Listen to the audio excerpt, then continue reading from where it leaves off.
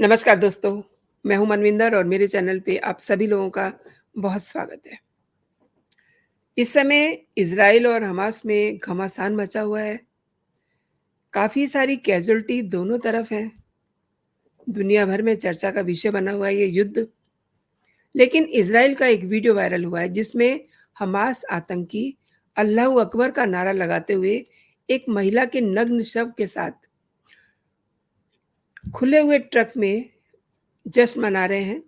वहीं पैरों के पास शव पड़ा हुआ है महिला का नग्न अवस्था में और ये सभी लोग हाथ उठा कर के अपनी खुशी का इज़हार कर रहे हैं और लिटरली नग्न महिला जो है, उसे इन्होंने अपने पैरों के नीचे रौंदा हुआ है। वीडियो में महिला के शव पर ये थूक रहे हैं, उसके साथ अमानवीय व्यवहार कर रहे हैं और इस मृतका की पहचान जर्मनी की शानी लॉक के रूप में हुई है, जो इज़राइल में एक म्यूज़िक फेस्टिवल में हिस्सा लेने आई हुई थी।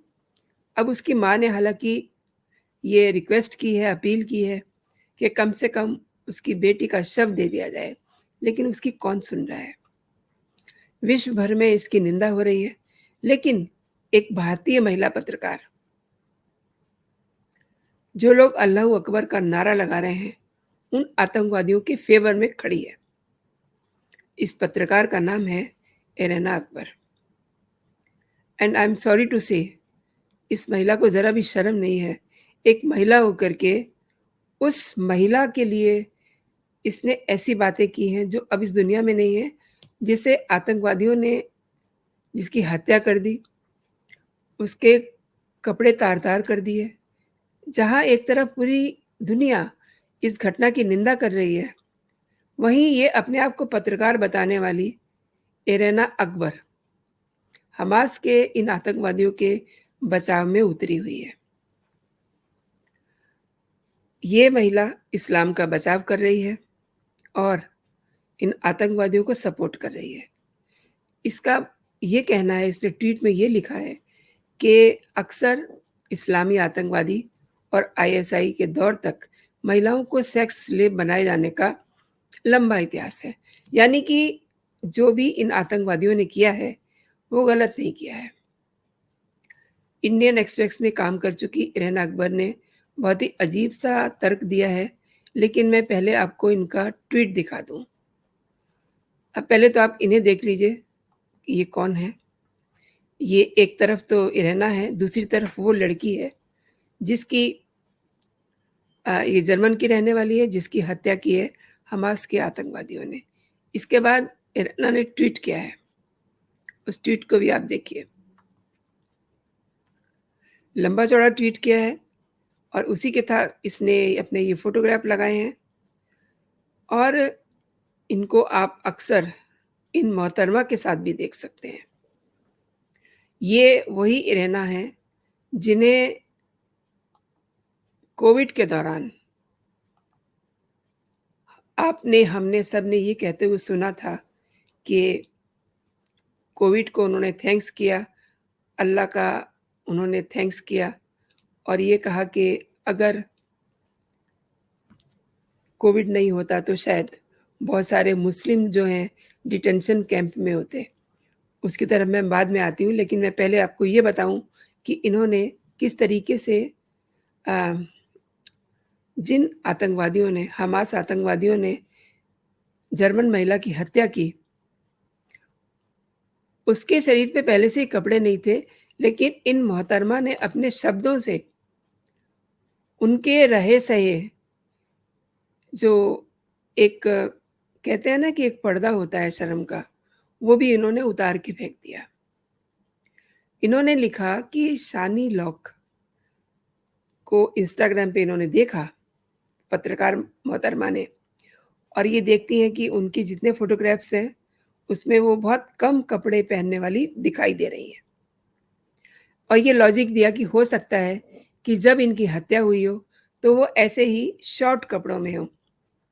इतना लिखने के बाद भी इनकी बेशर्मी रुकी नहीं। इन्होंने लिखा कि वो मृतका का अपमान नहीं करना चाहती, ना ही उन्हें नीचा दिखाने का इनका कोई इरादा है, बल्कि इन्होंने इंस्टा हैंडल के सबूत को बताया कि वो इसके आधार पे तर्क दे रही हैं। इसके बाद इरेना अकबर ने हमास आतंकवादियों को क्लीन चिट दे दी और संभावना एक जता दी कि उन लोगों को ये महिला नग्न अवस्था में ही मिली होगी, जब इसकी हत्या हुई होगी। तो आप सोचिए इनका माइंडसेट कि यहाँ चर्चा ये नहीं हो रही है कि वो महिला नग्न थी या उसके कपड़े उतारे गए। बात हो रही है कि एक निर्दोष महिला की हत्या क्यों की गई? बचाव इस पे होना चाहिए और ये बचाव कर रही हैं आतंकवादियों का, जिन्होंने इस महिला को नग्न किया या फिर कपड़े उतारे। उल्टा ये उन्हीं को सपोर्ट कर रही हैं, इस्लाम का हवाला दे करके कि उन्होंने उन्होंने इसके साथ कोई बुरा काम नहीं किया। इरेना अकबर उन गैर मुस्लिमों से एक सवाल कर रही हैं कि जब वो ईरान की पुरानी तस्वीरें शेयर करते हैं, बिकनी वाली महिलाओं को दिखाते हैं, उनकी महिलाओं की स्वतंत्रता को मानते हैं, तो फिर इस महिला को नग्न किए जाने पे उन्हें क्या दिक्कत हो रही है? लॉजिक देखिए इनका।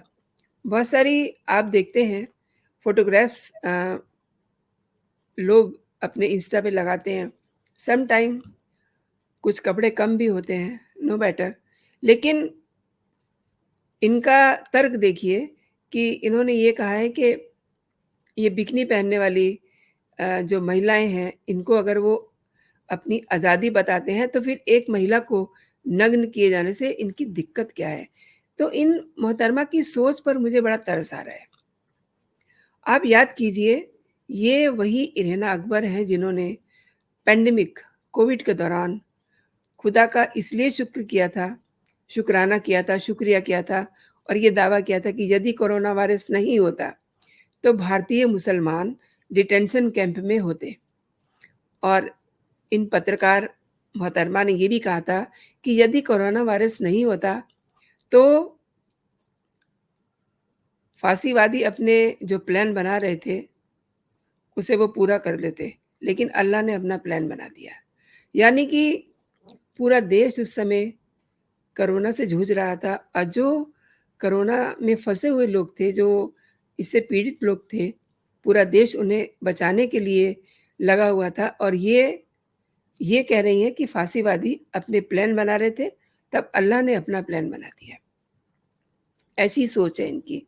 इरेना अकबर हमेशा से ही ऑनलाइन मंचों पे ऐसे डर्टी बयान देती रहती हैं और 2020 में इरेना अकबर ने दलितों पर ये आरोप लगाया था कि उन्होंने गुजरात दंगों के दौरान मुस्लिमों का गैंगरेप कर उनकी हत्या की थी और इरेना अकबर हिंदुओं के द्वारा चलाए जा रहे व्यापार के बहिष्कार की भी बात कर चुकी हैं और उन्हें इस बात पे भी एतराज़ था कि कुछ लोग जामिया के पक्ष में आवाज़ क्यों नहीं उठाते हैं।